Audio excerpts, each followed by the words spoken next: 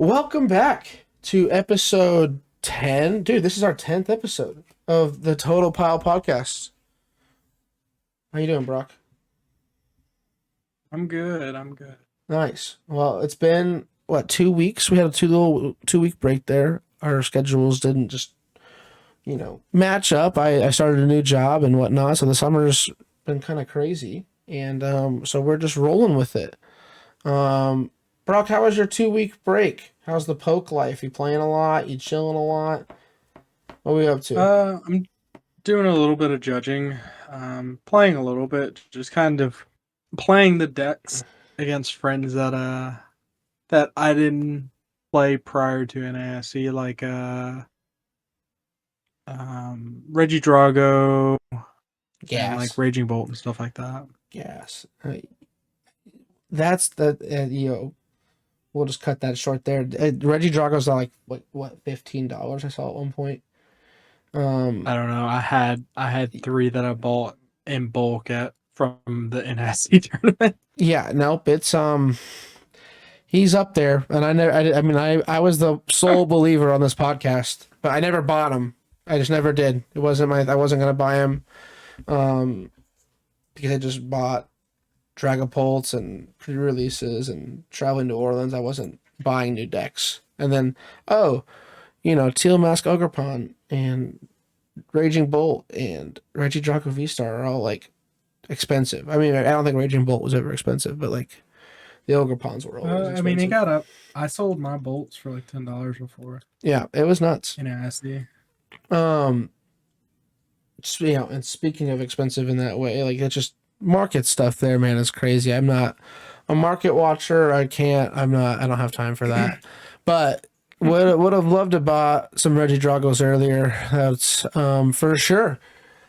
Well, I matched your energy though. I've been playing the decks that I didn't play prior to NASC. I took Carnivore to locals, so that was sick. Proud of you. I played the Ivanov list Okay. because I didn't want to play Devo. And I went It's similar to what like I'm playing right now. and I went 4-0. So I hate myself right now. It's like I remember playing it in that moment. I felt dirty. I didn't it wasn't like I feel like I lost my sanity in a way.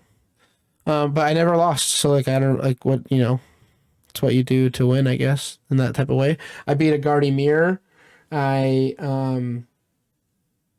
I also beat a Turbo Lost Box deck and a Lugia. That sounds right. I think that's correct. And I say Turbo Lost Box loosely because it was round one. And they were playing the Okie Dokie. I don't know if you're aware of this.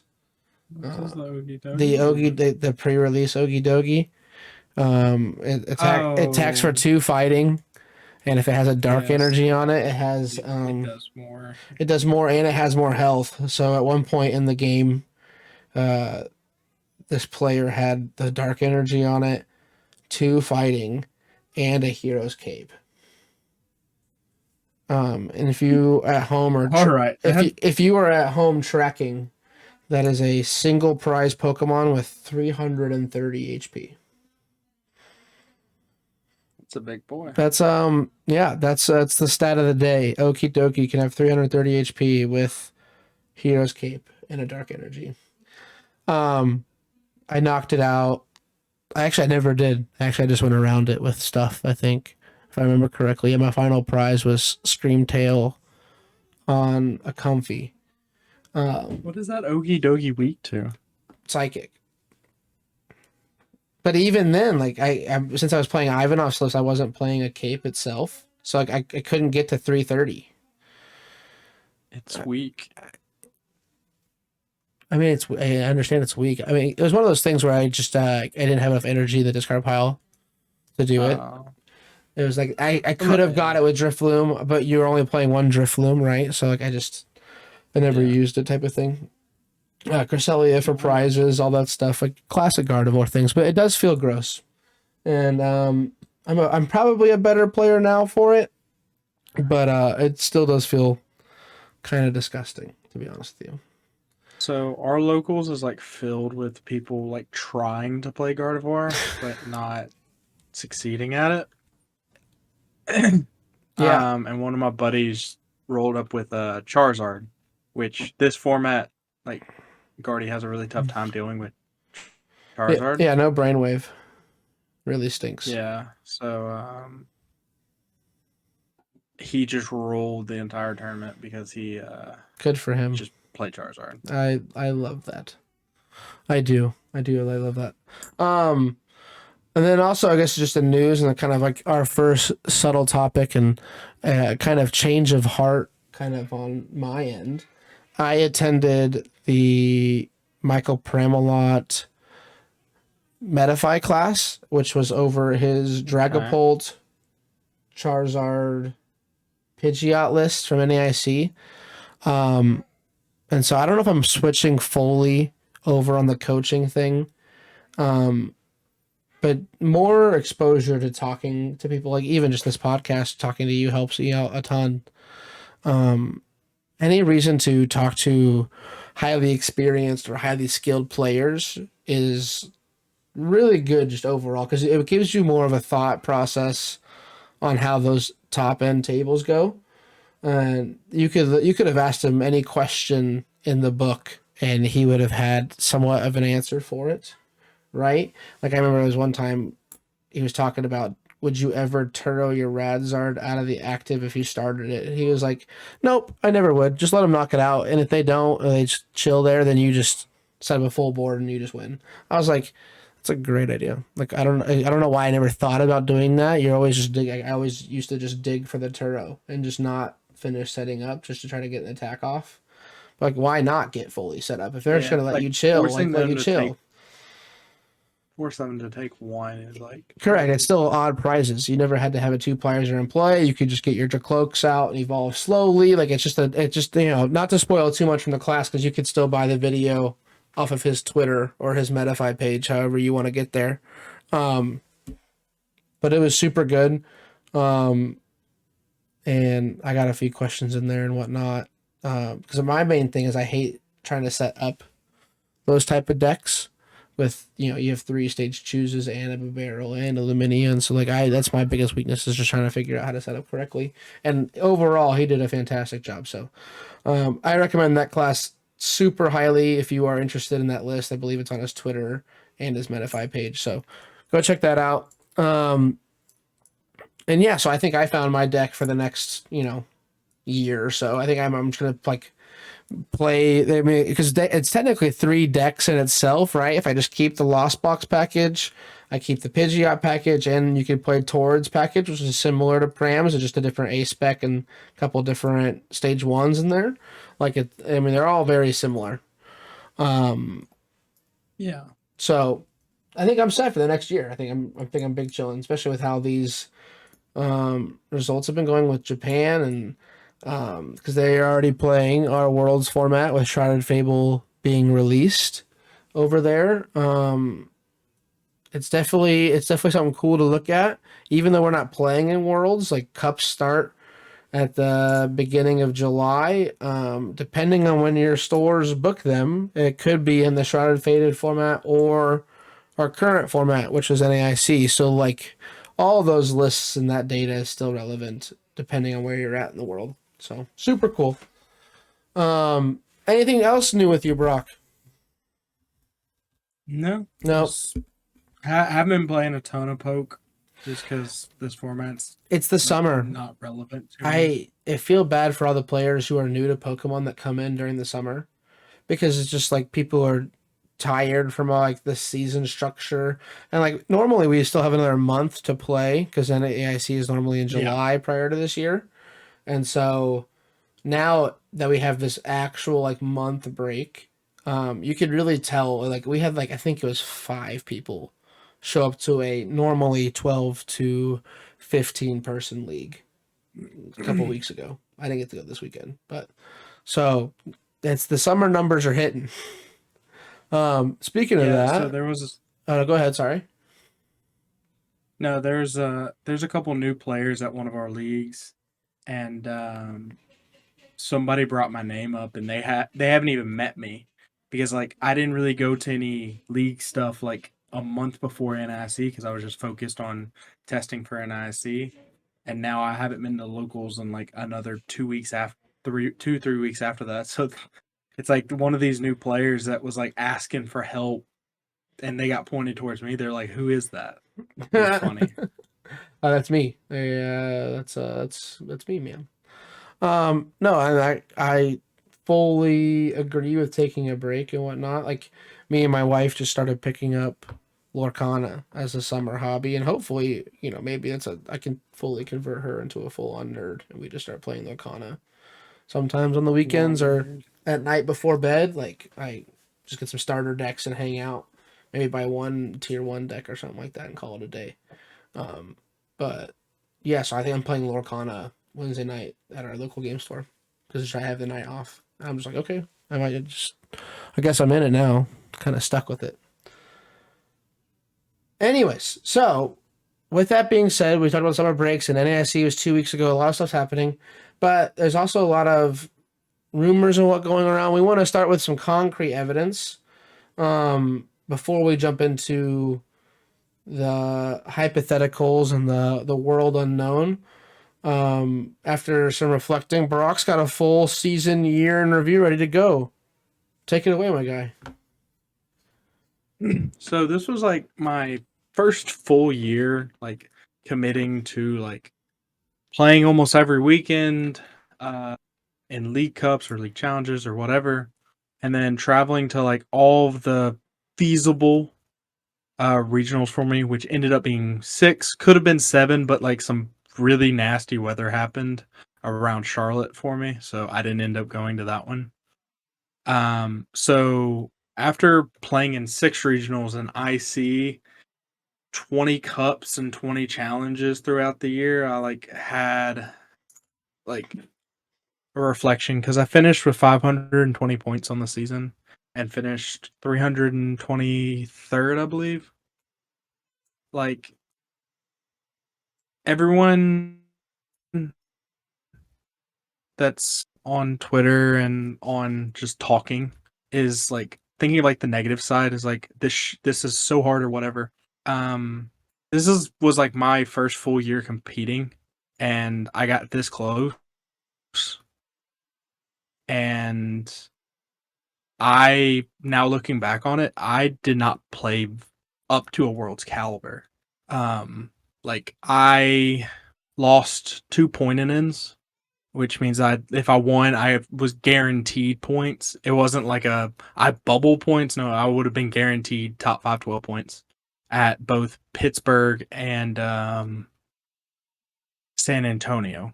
And I actually started San Antonio 401 and then lost my last 3 rounds. So, and I also lost 3 day twos, like 3 winning in for day twos. So it's like, with all of that being said, it's like I missed Worlds by 80 points, but it should have never came down to that.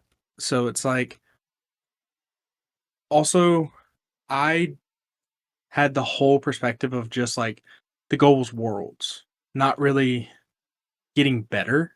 Like I felt like I at one point during the season when I was playing Gardevoir and I won 4 cups with Gardevoir and won like 2 challenges with it during that like stretch where Gardevoir was the best deck in format and it wasn't even close. Um I zoned in so much on just playing Gardevoir. I did not and still don't really know how to play Chin Pao to a high level. And it's like if I was just trying to get better, which is now my goal is just to improve as a player, I would have played a lot more games with Chin Pao than I have. Um, so the fact that I was so close, even though I look back and I was like, I was terrible to start the season. Like, I good I am right now isn't even like a fraction of how bad I was at the start of the season. So it's good that like I can look back on it and not be too upset that I missed Worlds, even though like I was right there. And like this year, like I drew some crazy names that I played up against. At NIC, I played against William Azevedo, which ended the season at like Worlds number 3, and like I pushed him to 3 games in a very close set. I played against John Ang, He won which Portland, another high level name, and right? Is yeah, that the right so I regional? played him. Yes, because it was San Antonio and then Portland. I played him at San Antonio, where he went, where he got top 512. And then the next regional with the exact same 60 wins. Yeah. So, and I played Alex Kreckler, who I actually ended up beating in a auto loss. Like I was playing Guardy and he was playing Rapid Strike, and I beat him. So it's like there was a lot that I took away from this year, and a lot of stuff that like I figured out like what works for me and what doesn't, and like the type of decks that I have to play to get better.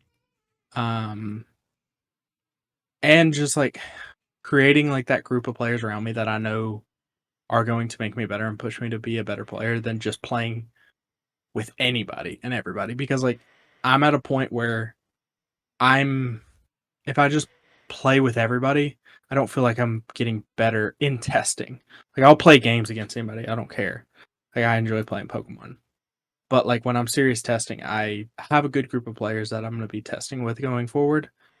Um so yeah, like this whole year was good and bad, but mostly good because I figured out that I think I am good enough to actually qualify for Worlds and actually consistently day 2 and all that kind of stuff. Even though I didn't do it this year, I think I can definitely do it moving forward. Yeah. Very mature and adult of you in this scenario. Like it's very hard for some people to find the positive spin on things. And, I think the lesson I've learned from just this week of rumors and the overall season of all of it is just like we are playing this game because we love playing it, not because of just trying to reach a goal. Like we set goals for things that we love to do because we want to do them all the time. But at the end of the day, like if you just don't love Pokemon, then why are we playing it, right? Like it's not like we're gonna make it our jobs tomorrow. You know what I'm saying? Like it's just like you have to enjoy the local grind. You enjoy just going to locals, period, right? Like it's just like some people lose that sight when it comes to CP and all this stuff, and I'll tell more of my thoughts when it comes to these rumors and whatnot. But like it's just like if we're not playing it for the love, then why play it, right? And so like that's the big thing for me too in this scenario. Is like I was not even close to my Worlds in Fight, and I'm really happy. I had so much fun at Peoria and in AIC because we love to play Pokemon and love the environment these card tournaments bring. So always good to hear. Glad you're not still super boned about it. But we're all good. We're all set because now we're Yeah. in 2025. Technically we're not, but like we're here. And 2025 is starting in technically 7 days, technically from recording Yeah. this on July 1st. And that leads us right into the segue of the future and potential. We'll kick this off with our Shrouded Fates kind of review. I don't think we've seen all the cards yet. This is the stuff that I don't think is so. on Justin Justin Basil. Can spit that out there for a second there.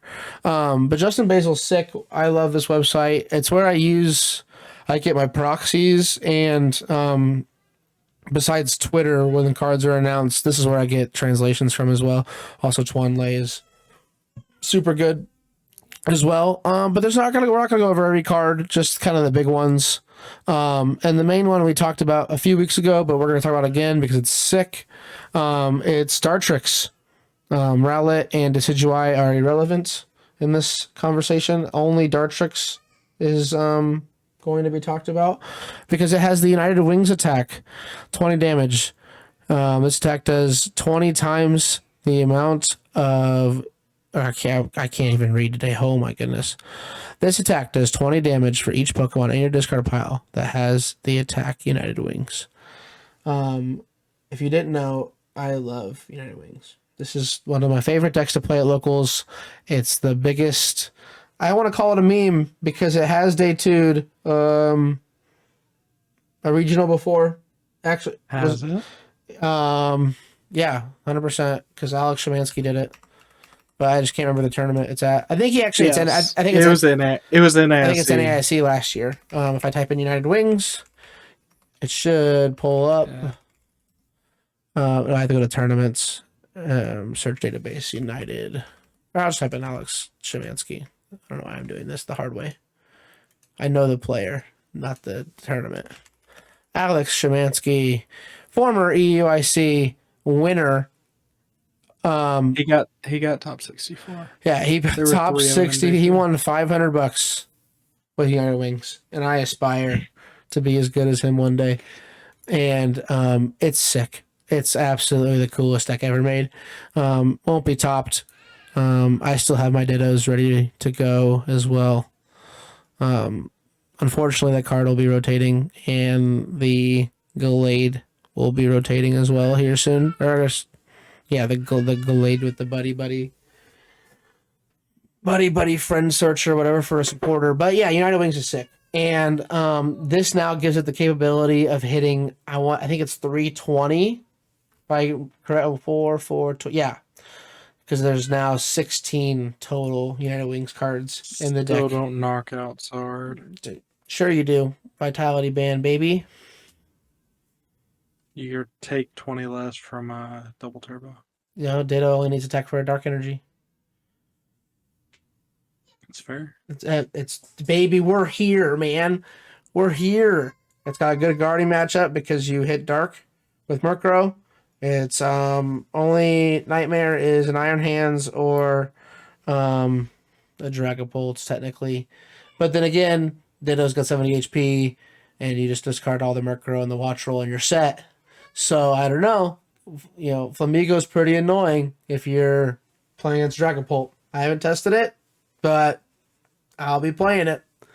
Just you wait. Can't come soon enough. I think I'm only ordering 4 Dartrix from this next set, to be honest with you. I'm not gonna lie. And then we'll move on because I don't think Brock cares about United Wings anyway. Nope. Exactly. Next one is potentially cool. I like it a lot. It's the Kingdra EX.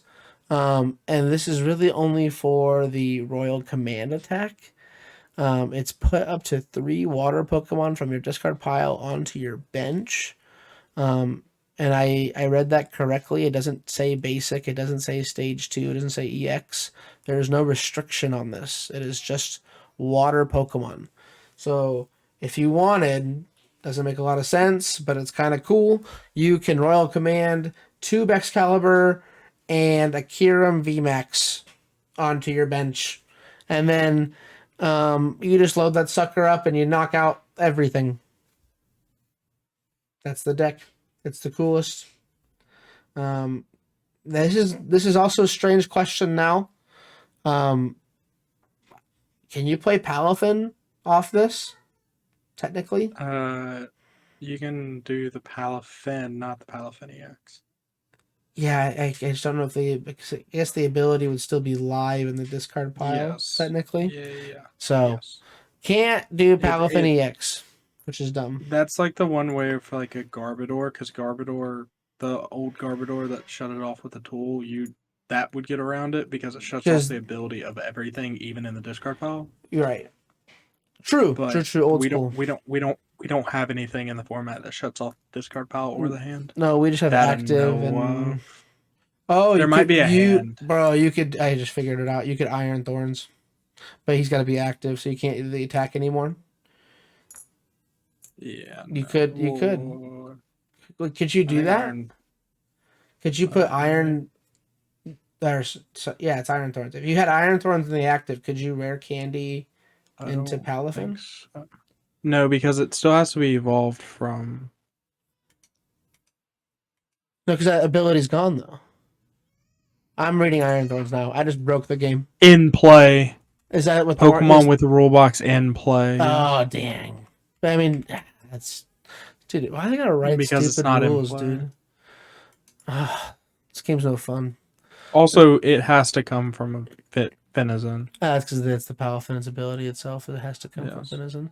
But if that ability, yeah, I don't know. Well, we're taking too long on Palafin. But anyways, so that's kind of cool. A lot of flexibility there with water Pokemon. Arid is still in play. Like you could do cool things. The next EX, or I guess the next card that is potentially discussed about is Revavroom EX. This card's not. No, it's not good, but it's cool looking because it's a Lightning Terra type. Um, Potentially cool in 2 formats with all the Terra type Pokemon support, but it does 20 damage if this Pokemon moves from the bench to the active. This deck does 120 more damage for 1 Metal Energy, and then 250 for 3 Metal Energy. Discard this Pokemon and all attached cards. So like it's kind of a cool attack. It's like a bad version of deck and cover. You know what I mean? Like It's. I mean, the first attack is literally just Zoropod or Glisopod. right, no, we've seen that attack EX. plenty of times, right? Like that, but the one that Yeah. I'm interested in is the speed break. I don't know how you would accelerate the steel energy besides Matang. Like that's the thing. Multiple times. You would have to do it multiple times. Right, but your board could always be just one prizers, which is the cool part. Is my point. Yeah. Because you could just have 4 Revavroom on your bench, and then Matang a couple times, and then evolve into this, discard it, rot it back in, whatever recovery card you want to pick. It's a very weird deck and cover. I was about to say if it like paralyzed or like put it to sleep or I something. do 250 is a ton of damage though. It knocks out most of it knocks out most of the format besides Charizard and Dragapult. Which are probably your best 2 decks moving forward. Yeah, well, maybe. I'm just, we're just all speculation. It's got potential. I'm playing that deck at locals if I pull 3 Revavroom. And then you can play it with the draw one as well. Which that would, oh, dude, I just created the spice. It's just 1 Revavroom with the ability, the motor one that's in Goldango right now. And then 3 of these EXs, and you're cooking. You're cooking, and it's only got 1 retreat instead of 5 retreat, which is the best part. It's the only Revavroom with less than 3 retreat. Okay, cool. On to the next one because meme decks are sick. This is the main staple of this format, in my opinion. It's making Charizard better. It makes Dragapult better. I don't know what else it makes better, but it definitely gatekeeps a lot of the 1 prize decks in the format, also including United Wings. Is the Duskull, Dusclops, Dusknoir line. Duskull's got a pretty cool attack. You're not going to really use it for anything, but it's got meet up, put up to 3 Duskull from your discard pile onto your bench. Thought that was kind of cool. But the main reason is this Dusclops is ability Cursed Bomb. Once during your turn, you may put 5 damage counters on 1 of your opponent's Pokemon.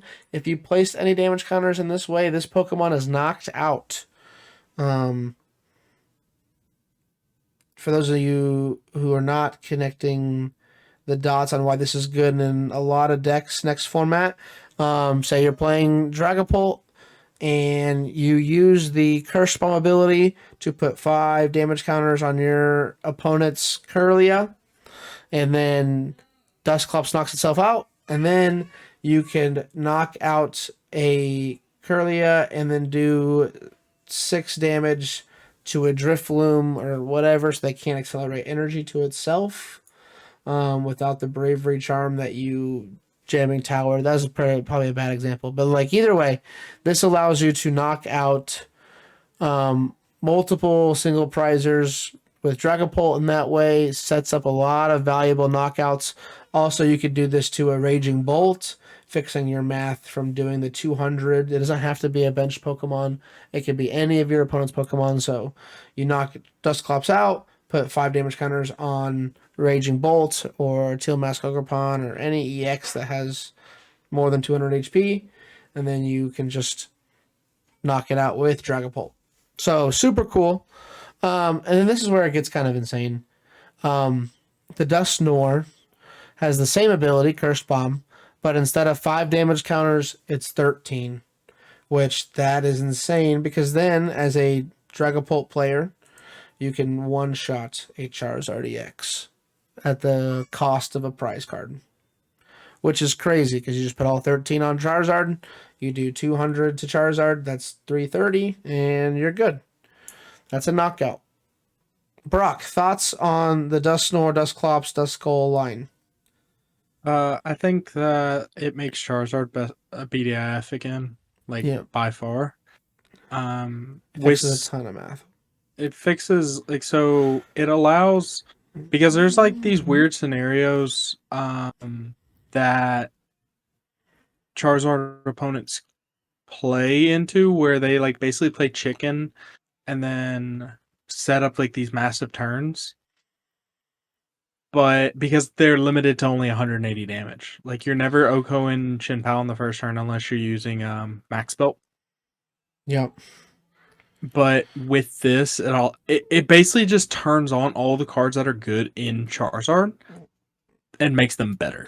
Yeah, activates Counter Catcher, activates... It activates Counter Catcher, it activates Defiance Band, it activates all these cards, and there's another card we're getting next format that literally makes Charizard the most feared deck moving forward. But we'll talk about that when we get there. But well, what's the card? You said the card. It's, I don't know the name of it. The stadium? Or is it the Terrapagos? No. It's the one where if one of your if your opponent's exactly 2 prizes, you take an extra prize card with your Terra. Yeah.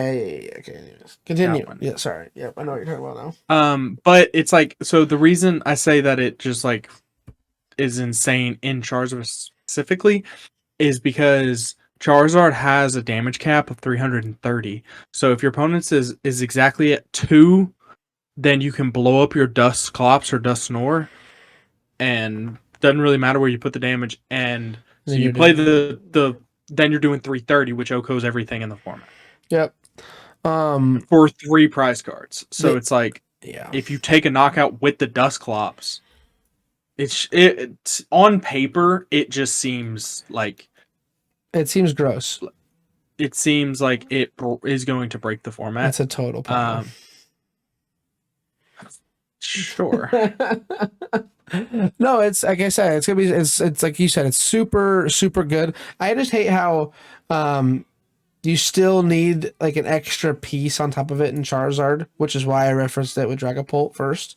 Because like, what do you mean? Like, so when you dig out like the Dusclops knockout, you either have to put all 5 damage counters on the Chin-Pao, or have the Defiance Band, which is an extra search that is required to have.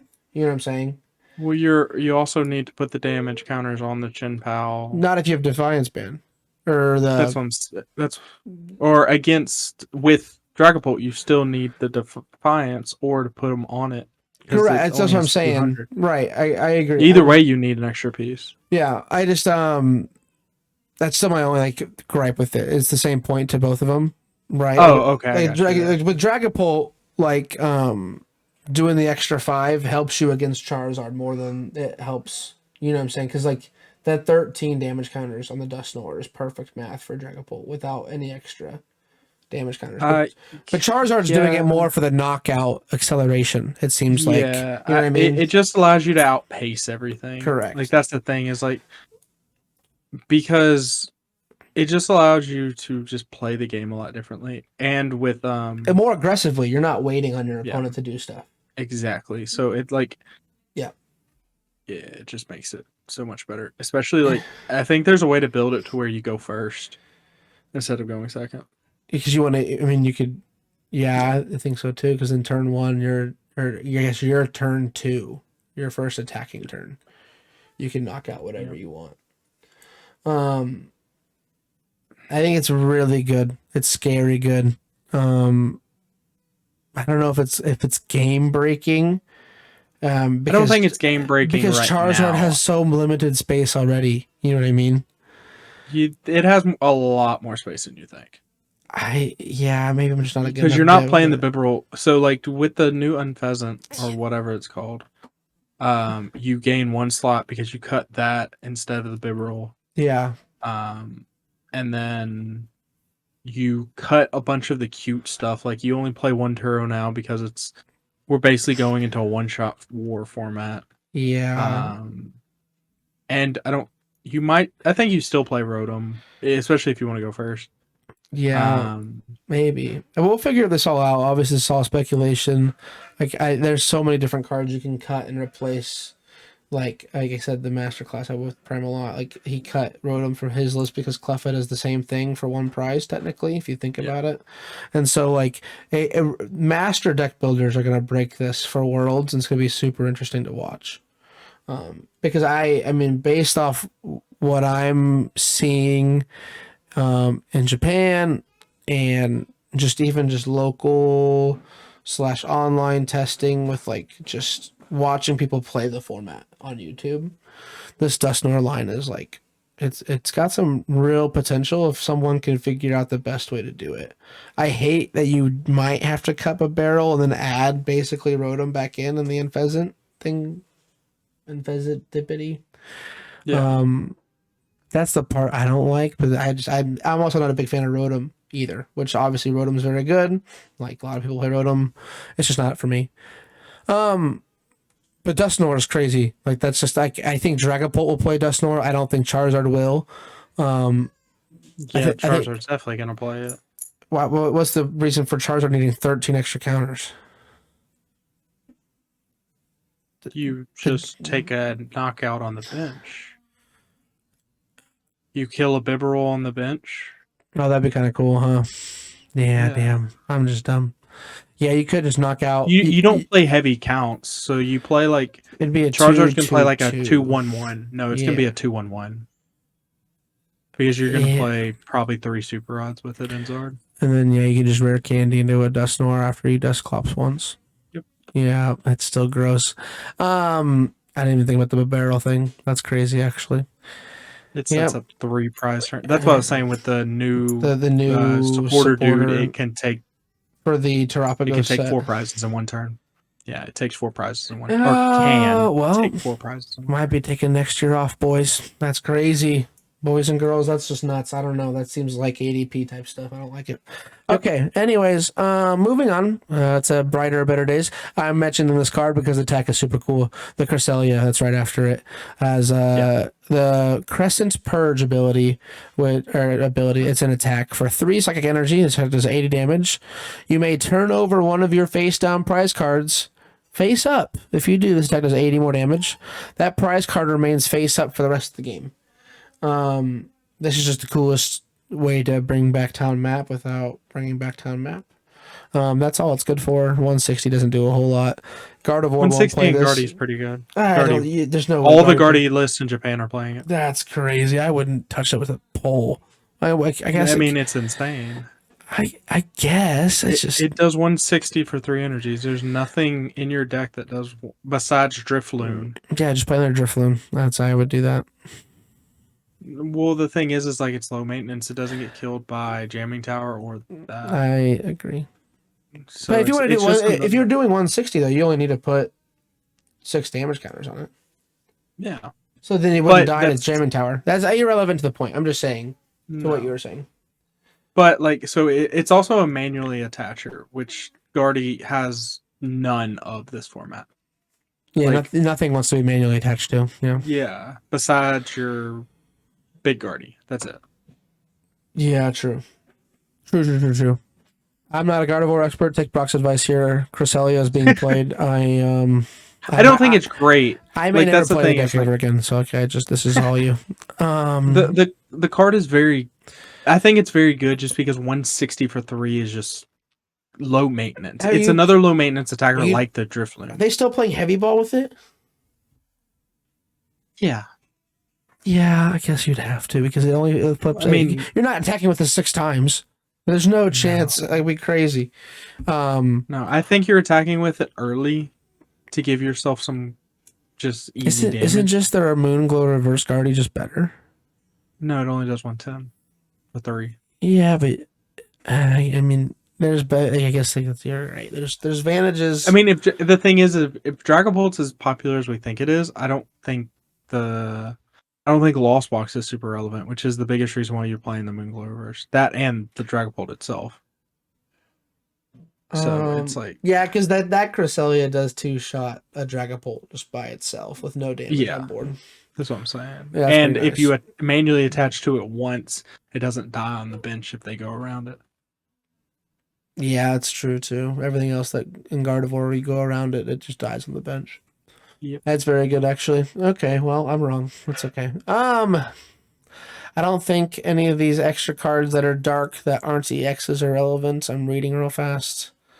I guess the Crobat's kind of cool. Once during your turn, if you play Janine's Secret Technique from your hand, during this turn you may draw a card, and so you have 8 cards in your hand. This is like Crobat at home compared to Crobat V, but it's still, we'll get to Janine's Secret Technique, which I think is a very good card, specifically for just dark decks in general.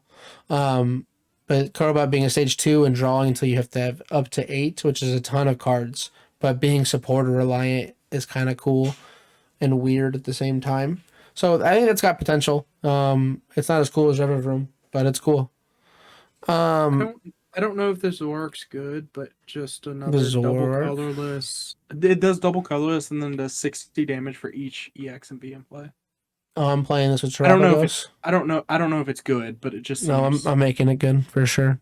Actually, Terapagos EX in 2 sets. This card's broken because then you have the 8 bench spots. Yeah, deck's broken. What's that? 8 times 4, 8 times 6 is. I'm showing my stupidity here. Give me a number. 8 times 4. 8 times 6. 8 times 6 would be. Brock's dumb too. Don't listen to our podcast. We're stupid.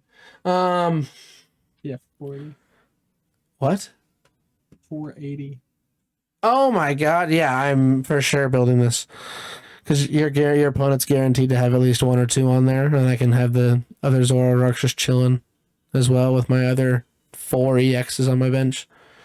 I'm playing that for sure. That's gross. I'm playing this with Hisui and Samurott V-Star. Calling it a day. Anyways, moving on. I think the Yveltal is kind of cool. Not really, but put 2 damage counters on each of your opponent's Pokemon that has any damage counters on it. If you're playing a Frostlass deck, this is kind of a cool attacker in it. Helps out with a lot of things. Single dark? Yeah. It's for a single dark. So it flows with the Monkey Dories that you're playing in it. Mm-hmm. It's very cool. I don't know if it'll be played or not. I think Tempting Trap or Block Snorlax would be just better in that scenario. But that's just me. As a very expert in meme decks, I prefer Tempting Trap. But that's just me. All right, now 2 more of the main line, the headliners. There we go. The headliners of the set is the Royal 3. The Royal 3. I don't know. The video game. That's the video game stuff. Anyways, Okie Dokie EX. Poison Mudsole. Search your deck for up to 2 basic dark energies and attach them to your Pokemon. Then shuffle your deck. If you attach energies in this way, this Pokemon is now poisoned. And then its second attack, Crazy Chain, for 130. If this Pokemon is poisoned, this attack does 130 more damage. 250 HP, weak to fighting instead of grass, which is huge. Because besides Gardevoir, or not Gardevoir, besides Greninja, I can't think of a relevant fighting attacker. Maybe Hoopa comes back, I guess, if this deck ends up being good. In Lost Box, Turbo Lost Box, Hoopa can come back. But other than that, I think the fighting weakness is pretty irrelevant. Overall, super cool. 260 is a good number. We talked about it before NEIC or post NEIC, how 260 is just a weird number to hit. Well, here you go, 260. Any thoughts on the Okie Dokie? Or do you want to just go over all 3? It's 250, by the way. No, they attack. I'm saying the attack's 260. Oh, my bad. No, you're good. But yeah, he has 250 Um, HP. But like we were talking about how yes. Greninja and Yeah. what was the other 260? Um, Oh, Ursaluna. I mean, we can quickly go over. There's only, I mean, there's two of them are decent, so we might as well go over all Yeah, three. we'll go over Monkey Dory real fast. Monkey Dory EX, if this Pokemon is knocked out by damage from an attack from your opponent's Pokemon, if you have Percherunt, Sure. Pekarant in Sure. play, your opponent takes one fewer prize card. Super cool ability, but need another two prizes in play to make it happen. Dirty Headbutt for 190 during your next turn. This Pokemon can't use Dirty Headbutt. Fezzidipity EX, which Brox mentioned earlier for the Charizard stuff. Once during your turn, if any of your Pokemon were knocked out during your opponent's last turn, you may draw 3 cards. You can't use more than one taking advantage ability per turn. The attack is this attack does 100 damage to one of your opponent's Pokemon, so it gives you that sniping angle if you want it, and it's 3 colorless, so you could literally plop this into any deck and it'd be playable if you ever wanted to potentially attack with it. And then the Pecharunt that I mentioned previously with Monkey Dory. Once during your turn, you may switch one of your benched dark Pokemon, except any Pecharunt, with your active Pokemon. If you do, your new active Pokemon is now poisoned. You can't use more than one controlling chains ability per turn, which is super cool. This is like Keldeo Rush In, but not on Keldeo, and it's only for dark. And it also combos really well with the Binding Mochi. That's the poison tool thing that we'll talk about here in a little bit. Yeah, and it's super cool card too. I guess I could just read it real fast. Let's scroll down here. I'm about to say, I think it's the only item right here. Yeah, the attacks of poison Pokemon this card is attached to do 40 more damage to your opponent's active Pokemon. So that Okidoki EX would then do 300, which I guess that's kind of cool. Actually, it's pretty cool in just general. It knocks out every V-Star. I think Pecharunt's biggest thing that I think people are kind of sleeping on. This is basically Charizard's semi-answer to Control, because you could just switch in a new Charizard from the bench to the active against Snorlax with this ability. Yeah, which is super cool. Like, because Charizard's I was dark. about to say, there's a lot of cards from this set that just like make Charizard. And I wouldn't It be gives Charizard more tools. Yeah, I wouldn't be shocked if someone tries the poisoned version of Charizard instead of Dusclops, to be honest with you. It's seeing play. Like, they're both seeing play. Yeah. The Dusclops build is just like seeing much It's higher a results. single prizer instead of 2 prizers liability, which I get that. The Loyal 3 half potential, I think the Monkey Dory is the worst one by far. But Okidoki could be really cool in the right deck, and Fezzidipity could be good in any deck. And then Pecharunt is very cool. I wouldn't even mention the attack. Irritating Burst for 2 dark, 60 damage times for each prize card your opponent has taken. So it could do potentially 300 damage 300. for two energy, which is really good. And so it yeah, can Oko anything if you have the Binding Mochi plus poison. Yep. But you can't swap yourself in and get poisoned, right? Correct? Yeah, you can't swap yourself in. Can you not swap? Is it this Once during your turn, you may any switch one of your except any Pecharunt is the translation I'm reading. I got you. Yeah. But I thought a it said skateboard this is Pecharunt. you just play more Peko, and then you can poison yourself. Well, you wouldn't poison yourself. I think the tool does, doesn't it? The tool poisons you. The tool does more if you're poisoned. Oh no, the supporter is what poisons you. Hold on, we'll get there. I think it's the supporter poisons you. I think if I'm reading it, remember correctly. Real quick, we'll go over. I guess it's the only. I guess we can go over the Genesect real fast. The only reason why I bring it up because this is like a direct reprint from an old card. If this Pokemon has any Pokemon tools attached to it, your opponents can't play any A-Spec cards from their hand. Super broken. Right, A-Specs are really good. Now you can't play them. Doesn't come up very often, but some deck finds a way to make it happen. Same way with like random control cards like Sandshrew and stuff like that. Just wanted to give it a mention. There's 2 big dragon Pokemon in this deck, so Regidrago gets even better. There's a Haxorus For one fighting energy, if your opponent's active Pokemon has any special energy attached to it, it is knocked out. I love these attacks and hate these attacks because they're all just fake Machamps. If Pokemon reprints Machamp, I will quit my day job and bring it back. But Take Out Machamp is the greatest version of these cards, in my opinion. Anyways, so Haxorus is super cool. Obviously, it just doesn't seem very good though because there's a special energy that literally cancels the effect of this attack. So take that as you will. Yeah, you just can't knock out your opponent's Pokemon that have any mist energy on it. The next one is Kyurem, which this has been out for a while now. But if your opponent has any card in their discard pile with the name Colress in it, this Pokemon's Triforce attack can be used for one colorless energy. And then that attack, Triforce, discard all energies attached to this Pokemon. This attack does 110 damage to 3 of your opponent's Pokemon. Don't apply weakness or resistance for bench Pokemon, but it's also a dragon, so there is nothing weak or resisted to dragon. Anyway, I'll get your thoughts on the Kyurem. I mean, if you want to talk about Haxorus, you can. Kyurem seems really good, especially next April when Manaphy rotates.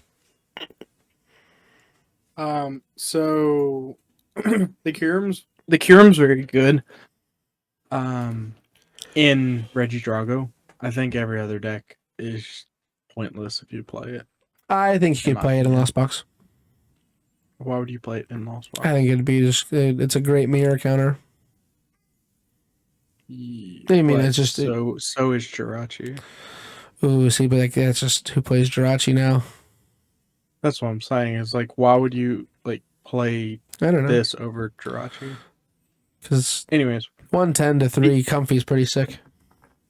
And because they're all just because Chin Pao's gonna be more of a relevant deck, so they're just gonna put the Manaphy back in their deck. That was the first switch that everyone that did well with Lost Box just said, "Oh, Chin Pao's real again. We're gonna put the Manaphy back in." Yeah, so I play Manaphy at NASC. I get it. I'm aware. I'm just trying to get the new cards hyped, bro. Bad cards are bad cards. No, they're great cards. No, all cards deserve love. Cards. No, they don't. This card's very good in Regidrago, just because it can just do 110 to 3 things. At the end of the game, playing with the Dragapult, it just clears boards real easily. I wish it was any discard pile, not just your opponent's. Then it'd be broken. Or I don't know if it'd be broken because it only has 130 HP, and it still gets countered by Manaphy. Yeah, it's probably broken. Use Prime Catcher, Kyurem, knock out 3 Charmanders, game. Yeah, still broken. Never mind. Can't do that. Anyways, moving on. I think that's all the stuff that's relevant Pokemon-wise. We mentioned the Binding Mochi with the Royal 3. Super cool tool card. I think it's sick. Our first supporter of the evening /day /night, whenever you're listening, Cassiopeia. For those of you who didn't play the video game, it's the secret alias Penny. So it's literally just a picture of Penny. You can use this card only. It is the last card in your hand. Search your deck up to 2 cards and put them into your hand, then shuffle your deck. This is just a bad version of Raihan, in my opinion. It's just a bad card. It might be just a bad card in general. But searching for 2 cards is super cool, but just play Pidgeot. It's the same thing.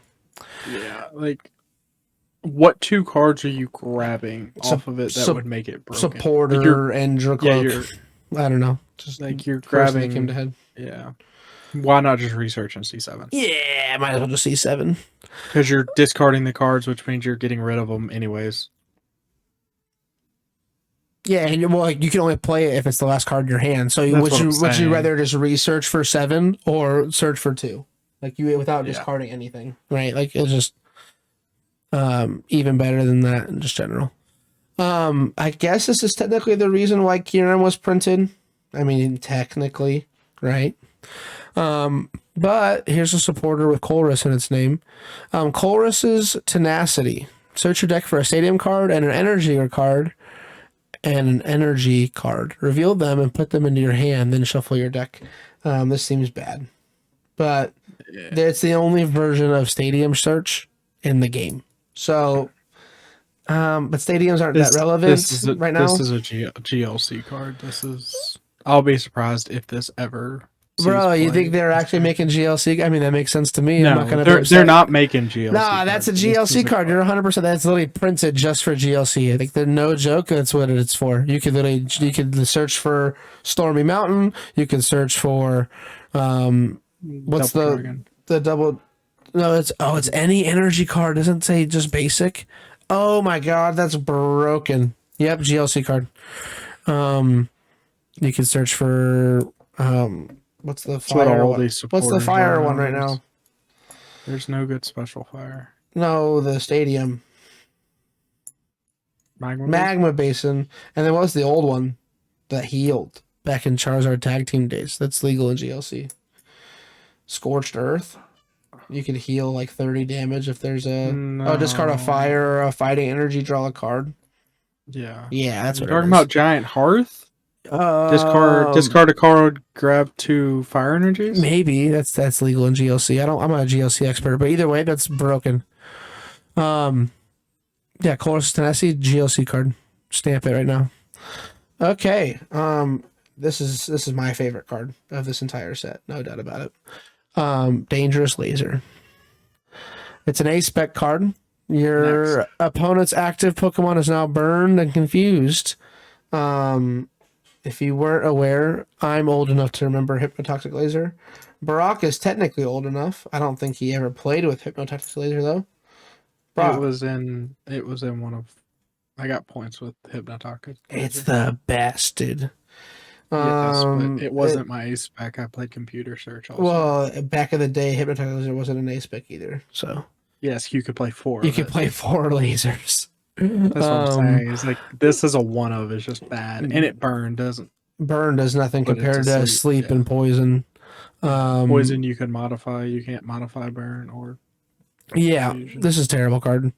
But cool throwback. Like one of the most toxic formats of all time. But yeah, it's just a bad card. Don't ever play this as your ace spec. If you do, even in cloth, don't. It doesn't even poison you. If it was poison, it's a terrible card. Anyway, Janine's Secret Technique. So we mentioned this earlier. This card's broken. Choose up to 2 of your dark Pokemon in play. For each of those Pokemon, search your deck for a basic dark energy and attach them to that Pokemon. Then shuffle your deck. If you attach energy to your active Pokemon this way, the Pokemon is now poisoned. So this is a direct support to the Okie Dokie. But this is just absolutely disgusting. Like searching your deck and accelerating energy out of deck to 2 separate Pokemon.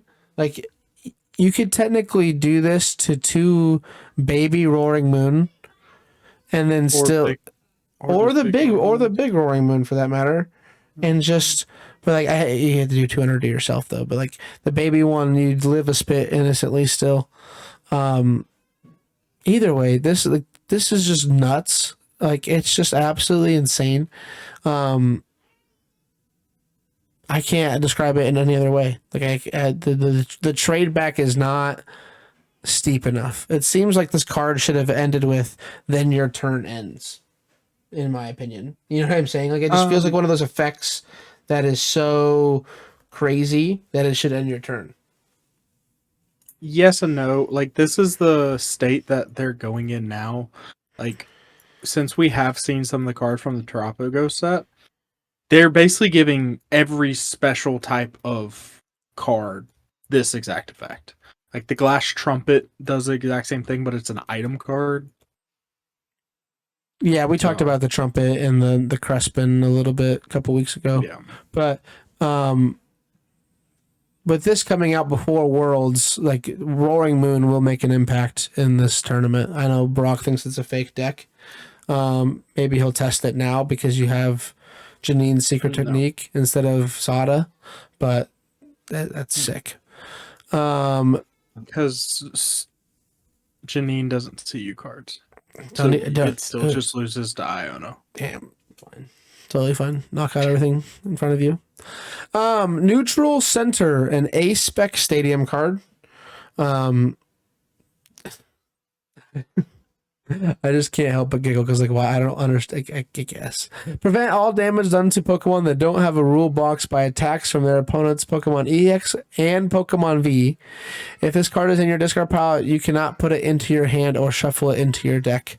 I just don't see it where a world where this is Just play relevant. Mimikyu. Just Just play Mimikyu. dude, you can, I mean, like even then, like it's just like That's the thing is like this mimics a Mimikyu. There's really only one like I can think of that like United it Wings. makes it no. Yeah, Because why wouldn't you just play Prime Catcher? I don't because you can't hurt any of my Pokemon with EXs or Vs. Vacuum. You lose. Bro, I know. No, so like Great Tusk. That's the only one where it's like I don't really need my like A spec. So that's the only Tuskville. That'd be Yeah. crazy. Play this in Great that's Tuskville. that's literally the only deck that I'm like, I could see that. But it still doesn't I still don't think it's good in it. But that's the only one I'm like, I could see it.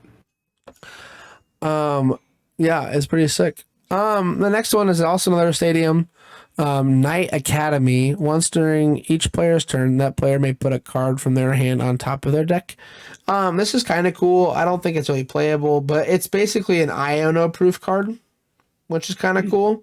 But you still just lose to Roxanne or Reset Stamp.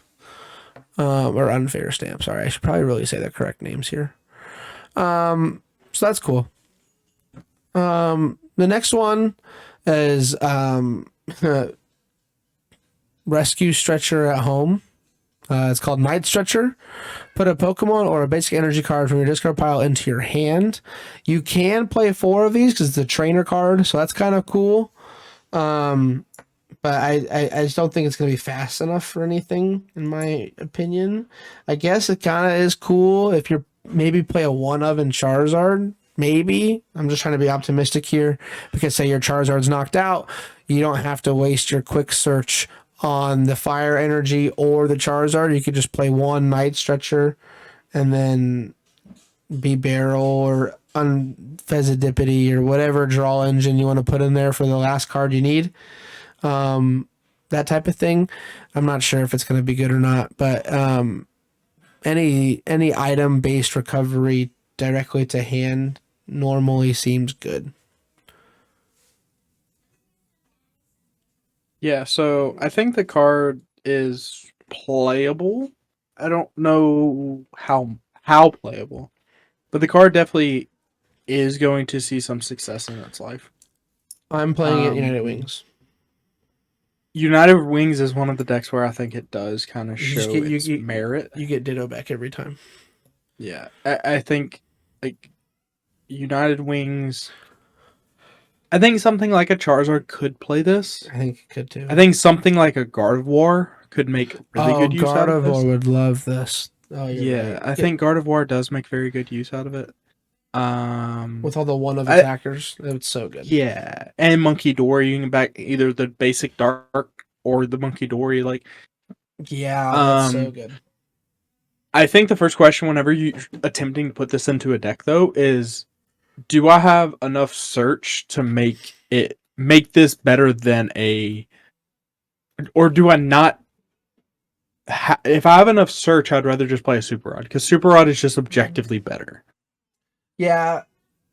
But if you don't have enough search in something like a United Wings, because you like have to Ultra Ball just random stuff throughout the game to even play the game, I think it's good in it. In Gardevoir, you're not playing a ton of search.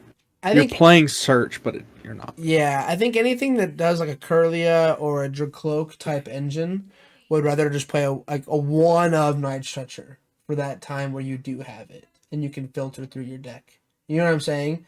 But if you're just a research and a rod based deck, it seems bad.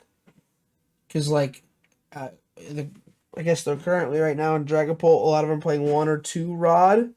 I could see a world where you play 1 Night Stretcher, 1 rod. Because imagine you could just play Night Stretcher for I think you Radzard. have to put your energies back. Like that's the thing Um, in Dragapult. I've never had to do it. I played it in the Lost Box version because I was using them to retreat. Um, but in the Charizard based ones and whatnot, like I haven't really. I think I just play one now, and I think it works great. The Tord play. I know Paramalot only play 1 rod. Did Tord play more than 1 rod? This will be the key factor here. Did the coolest Dragapult Charizard list play more than 1 rod? No, it's tournaments. I'm an idiot. Players. Tord. Tord Reklev played 2 rod. Yeah, so I think Yeah. it's 1 rod, 1 stretcher could be good. Because like Yeah. in both of these decks that we're mentioning, you would have to rod them back then, hopefully be barrel into it, and then potentially quick search for it.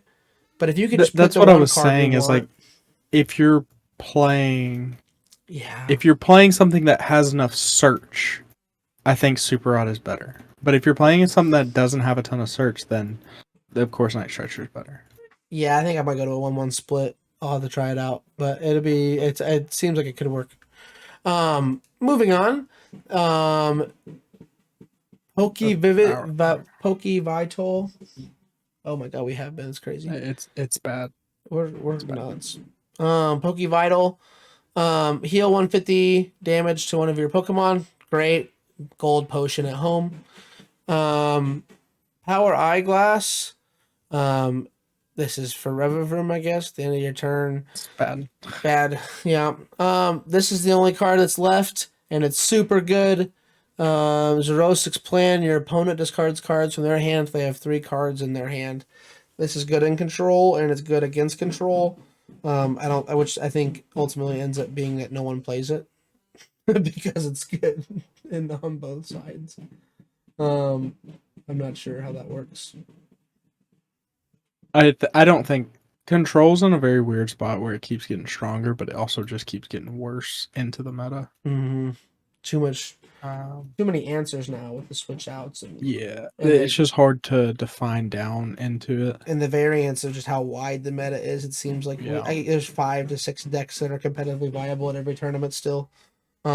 Even with these new cards coming out and the thing gets worse, it seems like Chen Pao doesn't get worse. Charizard and Dragapult get better. Raging Bolt, Ogerpon, and Regidrago are still very good. Like it just doesn't make sense. And that's the short but long preview that we planned. That's crazy. It's probably my fault, but it's cool because new cards are sick, and we're excited for the Worlds format. I know Brock, you've been playing with these cards for a little bit. When you can / when you want. But we'll see. It'll be fun. Um, the next 2 topic, I guess it's only 1 topic we're going to talk about real fast. Because it's the talk of the town, man. We have to talk about it before it gets out of hand, and because potentially all of this is ruined. Uh, the end of this week / tomorrow. The rumor is the announcement will be the 25th of June. Is this Worlds format / regionals for next year? For those of you who are not aware, some pretty big rumors going around of the new format for next year. The rumor started on Twitter early this week. The rumor is they are cutting down the best finish limits to 3 or 4. And then the invite structure will not be a CP requirement, but a top 100, top 200 type of thing, similar to what China does right now. I think, if I remember correctly, it's like the top 75 players in China got a Worlds invite. Very similar to I think it's the Philippines and Thailand who do the top 16 get their invite. If I remember that correctly, Brock.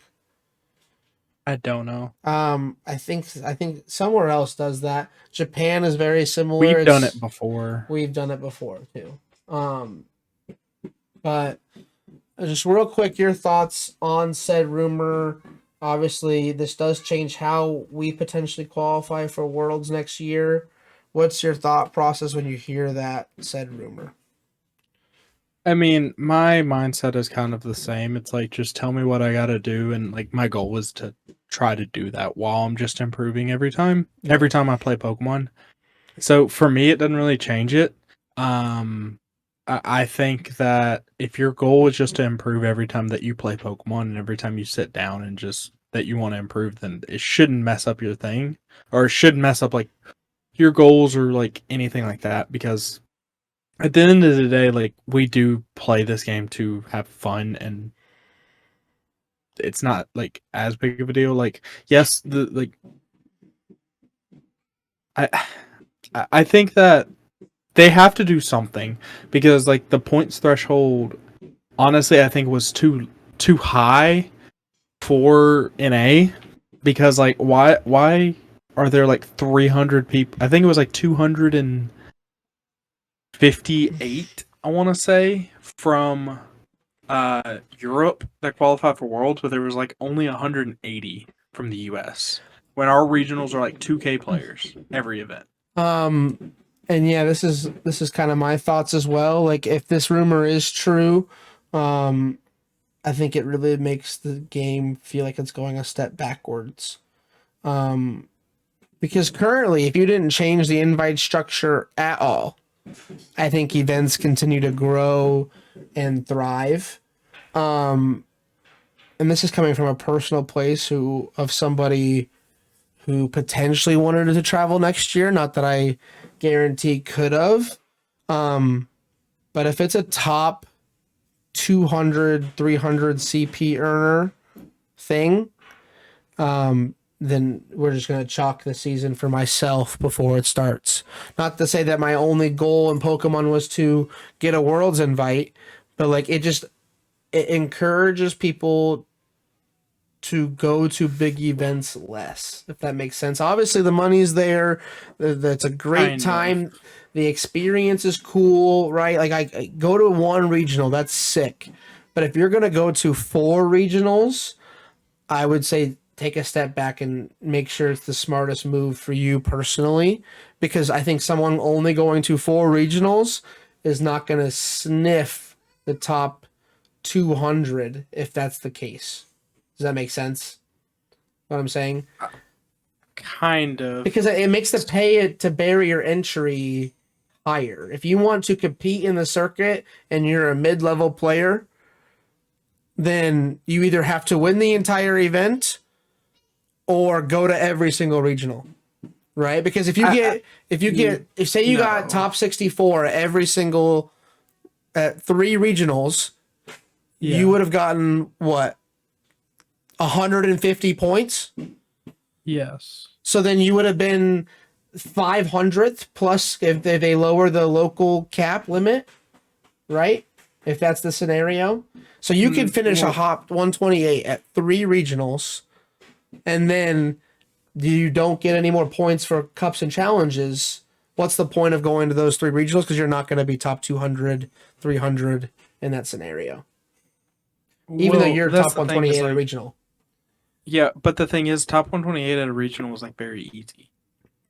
Like, that's the thing. We say that, but it's not you still have to qualify for day two. Like, that's not 90% So, of people at a regional aren't accomplishing that. but that doesn't mean like you shouldn't be able to go. You should not be able to make worlds if you're not consistently day twoing events. I agree, but if I can only go to three events, I day two all three of them. Well, then If you're day two, you're not a world's class player. I I see that's where I kind of disagree, because like, just because I can't afford to go to seven events, but I But make that's day not two that's every time and I'm getting close to top 64 every time, and just sometimes the variance of whatever day two pairings don't go my way, like I'm just out. Like that's just because only I can go to two Well, events. well, so that's the same thing as like, should you qualify for like? So that's the thing that like Pokemon has held our hand so long for is like we are the only game where Worlds is not like a super elite type thing. Like we're the only game where anybody for like the years you can be a bad player and qualify for Worlds. Yeah, I mean, Like but now, we are saying those things, and but we started this conversation with only 200 people in the entire North America qualified. yes. So, but I'm like, not talking that's about not. this year. I'm I talking know, about in years past. sure, and that's totally fine. But like this system that's currently in place is probably a perfect number. Like we did the whole talk with 2 weeks ago about how like the number of worlds qualifiers is growing with equal pace to how our tournaments are growing. So like why reduce that scale? I get that worlds should be worlds, it's the best of the best, and that is true, but if we reduce it to such a small caliber, then like it's just I like don't I don't I don't think it is because like if you can only afford to go to 3 regionals, then I mean life gets in the way, but yeah, hey, that happens. like then you're not playing like the thing is like if you can only go to 3 regionals, you're not going to be at the top of your level of play to be able to make worlds and compete with the players that are the top players in Japan, the top players in China, the top players in Taiwan and all these other places. Like if you're only going to 3 regionals during a year, you're not going to be able to compete with those players. Like I I do and don't disagree. I get where you're coming from. I guess I'd be the best example I could say is the guy who finished second with the Gyarados VMAX deck. yeah, yes. Like he's good enough to be at Worlds, but he wouldn't get a Worlds invite with this new system, No, which is crazy. He finished second out of because he only two. attended one regional. Right, and that's what I'm Like that's saying. the thing. That's it's gatekeepy, and that's my thing because like some of the best players in the world, like and like granted, this is a bad example because he won the whole regional, but Andrew Estrada maybe or may have not attended more events this year besides Pittsburgh, but like that's a world's caliber player who just can't travel for whatever reason. He didn't travel He's a as much this professional year. poker player. I agree. So like he's gonna play that more, but that's a Yeah. player who should be at Worlds all the time. And if he would have finished second and then never went to another Pokemon event, he should still go to Worlds. Even if he never attends an event. Yeah, Ever. dude. Yeah, he finished second at an event. Out of 3,000 players, he was the second best in the room. It Like won. how? It was 11. It was 1100 because it was a West Coast regional. No, he won Pittsburgh, dude. He won the first one of the year. He won, not get second. You said got second. No, I know, but I'm just using it as an example. Say he didn't get an automatic invite for Pittsburgh. Yeah.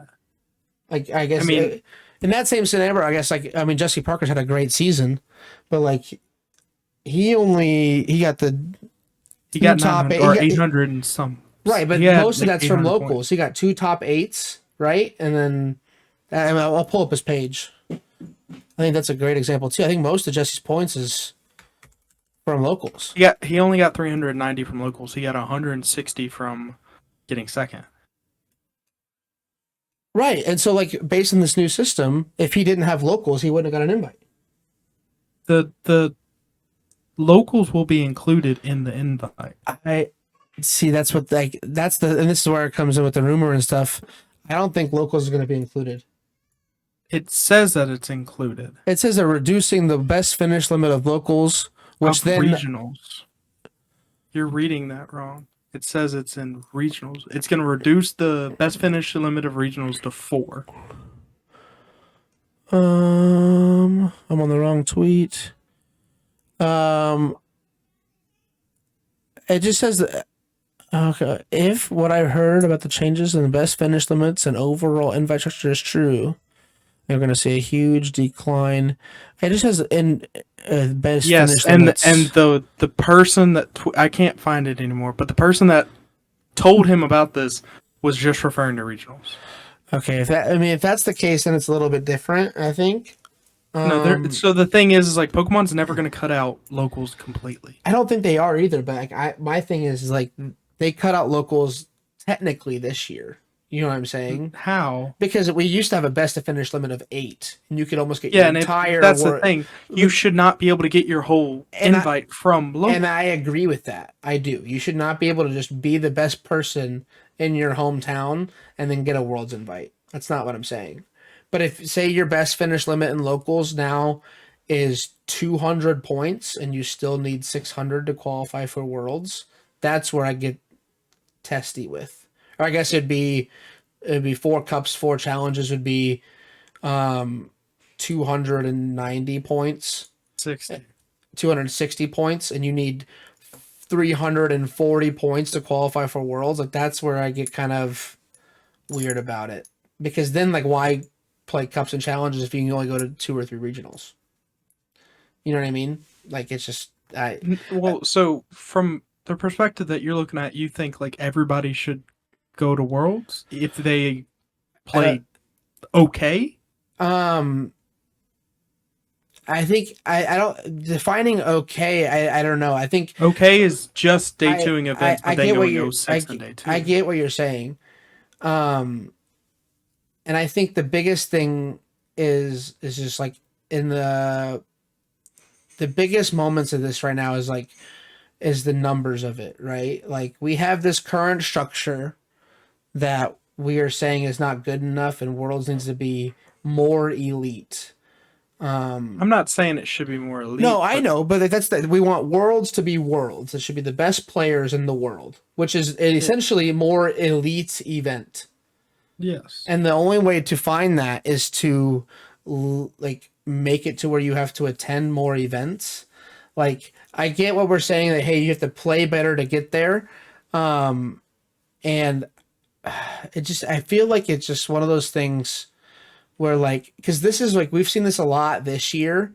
People who can afford to go to every event basically got an auto qualifying thing, which I think is wrong. I If mean, but you even look at Pokeduels. He attended every regional and just barely got his invite. and that's what I'm saying. That's what I think is wrong about this structure. And so the regional's best finish limit, like, whether you change that or not, does not affect it to where Duels gets an invite or not, though. Is that what I'm saying? It Because does affect it. He yeah, wouldn't get it off of the new invite structure. correct. If they didn't reduce locals and just regionals, right? But for someone who can't do what Duels does, which credit to him, like that's super cool. He can go to every regional. Like I feel like it's just different. If he wants to pay to play, then he pays to play. But like for the people, don't cut out I don't want to say the majority of Pokemon, but like I would love to know how many people could only attend 2 or 3 events this year. Like I attended 2, and like I wasn't going for an invite. I never could even fathom it, right?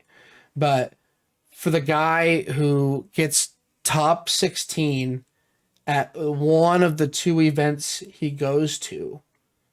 That guy is a world's caliber player. He plays top He's 16. not though, But why? He got top because 16 he out of he 3,000. played well at a single event.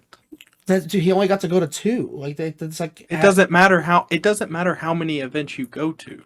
That's not a world class player.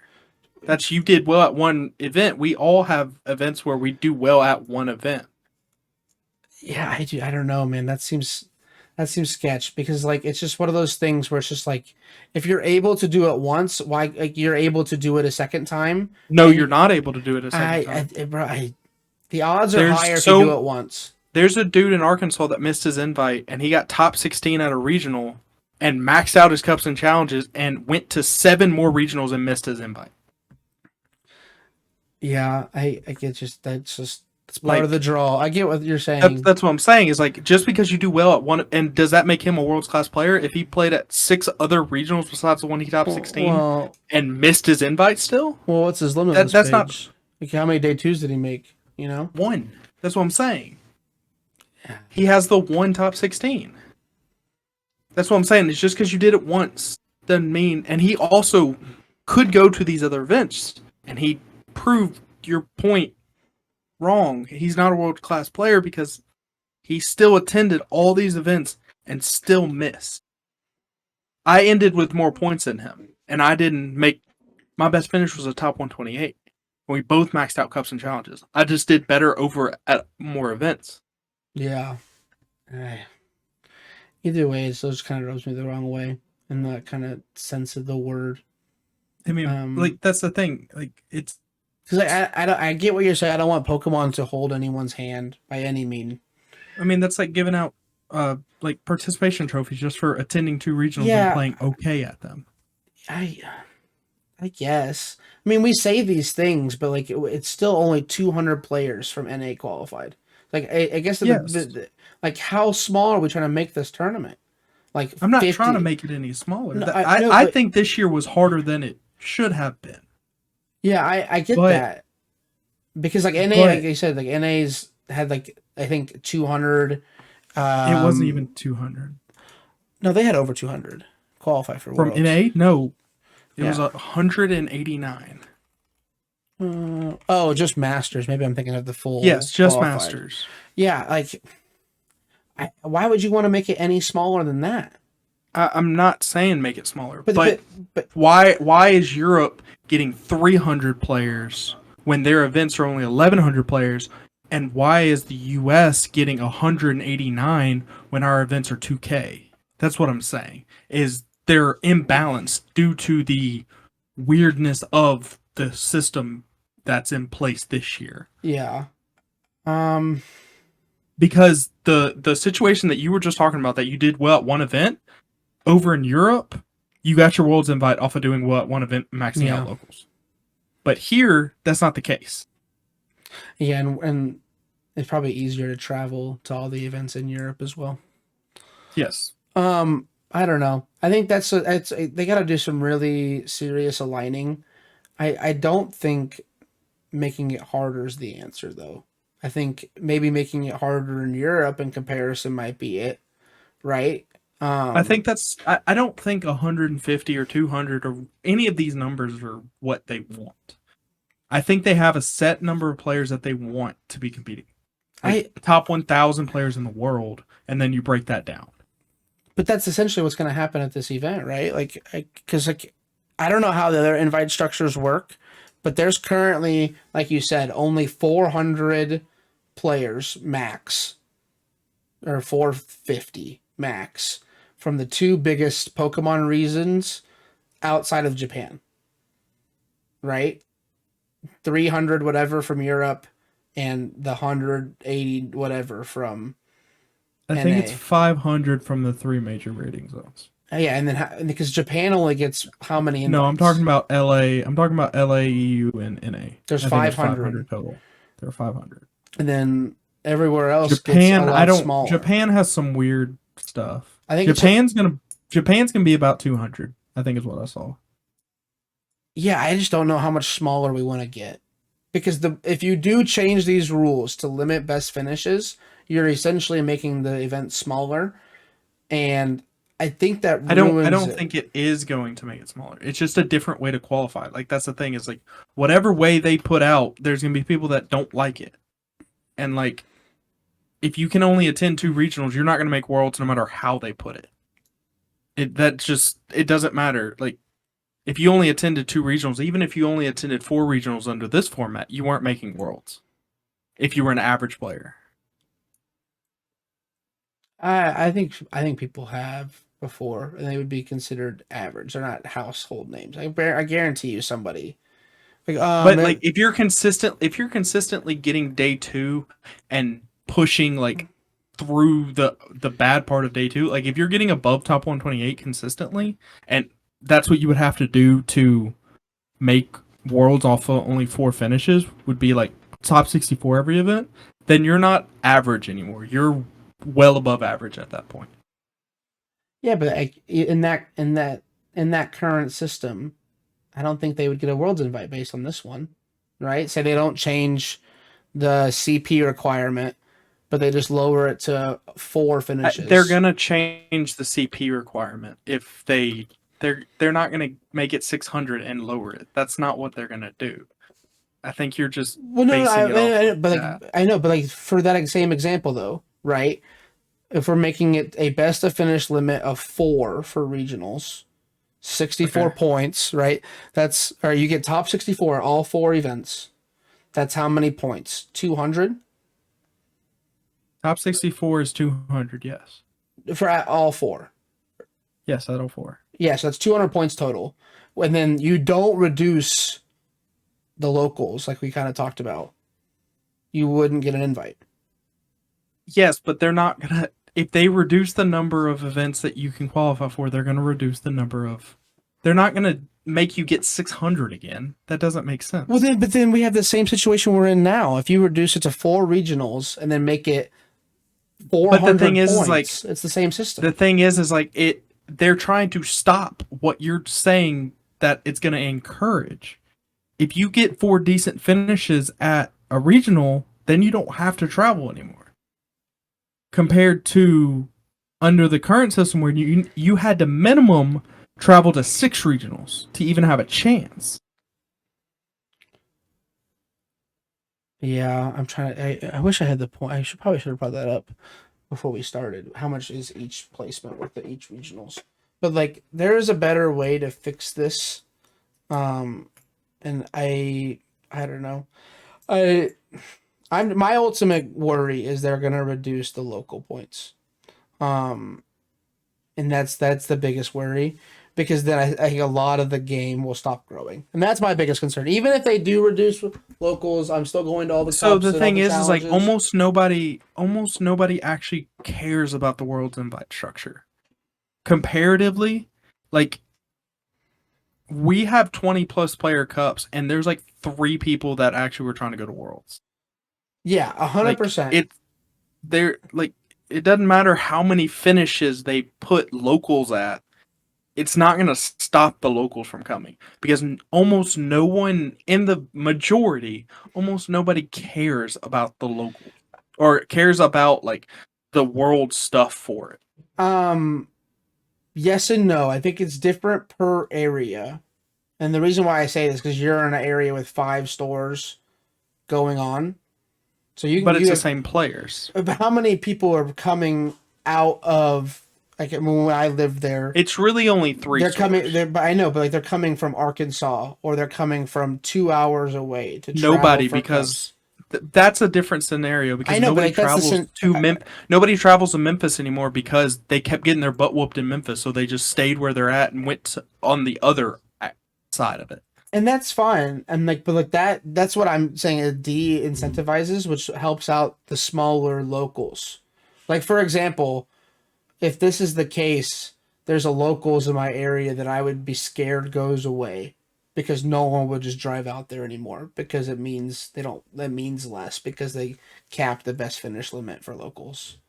Like there's a I league mean, if two that's the hours only thing away. if that's the only thing keeping that store afloat, then that's kind of the store's fault, Yeah, not well, yeah, I the get it. player's fault. I understand that part of it, but like we also want to keep the league alive. We don't want to just let it just go Then go away. to it no matter what. Yeah, but I can't go to it every week. It's 2 hours away.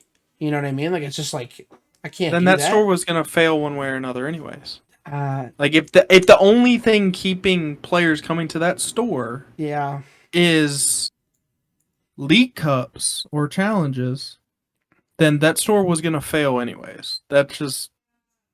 yeah. That's just how business works. Grassroots, man. Yeah, I I'm a mean, like, little guy. I would because like, those help a lot, dude. When there's like 20, 30 people coming in compared to your 10 that normally come in, it's just a big bump. Not overall, but like even for challenges, like those extra 20 players for a tournament, it's pretty nice. And like, I don't know, this is the little guy in me. It's just a little guy in me. But that's just the rumor scale of it all. Very excited to see what it actually turns out to be. And to wrap it up, like I said with Brock, like, I don't want Pokemon to just auto hand out invites to people, but I also want them to think of the people who aren't able to travel like that. You know, like it's just I get it. I do. I get both sides of the coin. You know. Um, Speaking of next events and whatnot, we'll wrap it up quickly here. Rumors of potential Regional locations have leaked. Um, and a lot of them are pretty cool. A couple on here that I don't think we've been to. Do you remember Louisville regionals before? There was like states and stuff there, but never a regional Yeah, every location. state had a state though. Like, yeah, you know what I mean. Well, it was always held in Louisville Oh, for was it? states. Yeah, I It wasn't. I was was. always. It's probably the same convention center. States is before my time in the South, so I never went to Louisville for any tournaments. But yeah, It so was that always. Louisville is the main one that sticks out to me, is the new one on this list.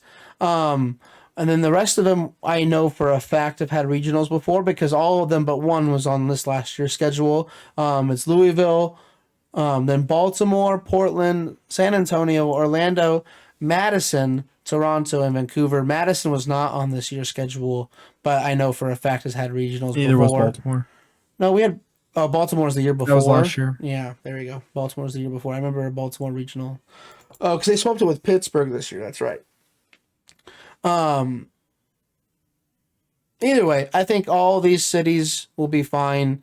There was once this list leaked out, people got upset that we're potentially going back to certain cities and whatnot because of the area. Like, what do if you're scared of an area, don't travel to it. Kind of a thing. Like, don't bother me. I don't bother nobody. Just everybody love everybody. You'll be fine. You know what I mean? That's just my theory on life. Um, Brock, if this is the rumored list, how many are you going to? Let me look at it again real quick. I tapped off of it. I So definitely going to Louisville. Definitely going to San Antonio because it was cheap to fly into. Same with Orlando; they were super cheap to fly into. mm-hmm. Madison is drivable. Like, definitely going to Louisville. Definitely going to Madison. Those are drivables. Depending on how cheap I can get a flight to Baltimore, I'll be going to that. I want to go to one of the Canadian regionals, probably Vancouver, but we'll see. I think Toronto is real cheap to fly into, so if that's the case, I'll fly to Toronto. Yeah. So basically, the only ones I'm not gonna go to is like I'm not gonna go to Portland just because like flights there are like $600 just because it's West Coast. Yeah, most of the time you have to like fly Um, into Seattle then drive up. but there are like they haven't released anything about the Europe stuff yet, Mm-hmm. but I definitely want to go to if they keep the international structure. I definitely am going to EUIC and I might go to one European regional. That'd be sweet. I would love to go to EUIC. Or just honestly, just anything in Europe for a weekend would be amazing. Go for a week, make it happen. Um, yeah, I think honestly, group of Nebraska, we're talking about San Antonio, Madison, and Louisville because they're all potentially drivable, depending on commitment level and stuff like that. Yeah, And then and then obviously I think NAIC is back in New Orleans again, which I would love Yeah, to go back. it's confirmed that it is. Oh, they made that announcement at NAIC. You're right. Yep. So I would love to go back to New Orleans as well. So if those are the events, I think those would be my four. Maybe potentially fly into Orlando, see what happens there. Um, New job. I'm not working weekends, so I got potential to travel more this year. Just not sure how much more, if that makes sense. So, um, new season's upon us. We're here. The rumors are flying. Twitter's crazy. It's got all of us sweating to see what it's actually going to be, and it's fun just thinking about the future in a way and how it could potentially be better or worse. So thank you for sticking around for our Shrouded Fables. Fates? That's too many fates and fables, bro. For our next set preview and our fun regionals and rumors discussion. And, just also just so everyone's aware of this, even though debates and Pokemon can be um, talked about on Twitter and get feisty and whatnot, bro, it's all love. It's just like we're all just here because Pokemon's great. Like, it's just some people can play more than others, some people can travel more than others, and that's cool.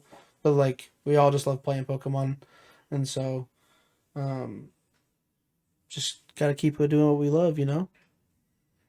All good. Brock, any closing thoughts?